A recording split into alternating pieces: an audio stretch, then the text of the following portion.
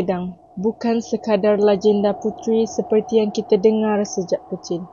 Di balik kabus dan sunyi puncaknya, tersembunyi kisah sebenar yang disembunyikan dari sejarah bangsa.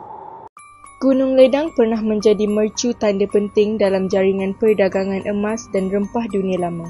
Catatan lama Arab dan Portugis menyebut gunung ini sebagai penanda arah pelayaran dan sebagai pusat rahsia simpanan logam berharga orang Melayu. Catatan Istana Melaka menyebut di puncak Gunung Ledang pernah berdiri sebuah istana emas dijaga oleh seorang wanita berdarah keturunan raja dan wali. Bukan sekadar legenda, tetapi waris kepada penjaga ilmu langit yang menyembunyikan rahsia bumi Melayu purba.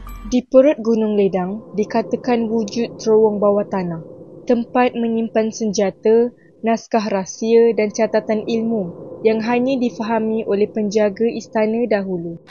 Ketika Melaka diserang Portugis, sebahagian pahlawan berundur ke Gunung Ledang, membawa amanah diraja, senjata pusaka dan catatan rahsia kerajaan yang tidak boleh jatuh ke tangan.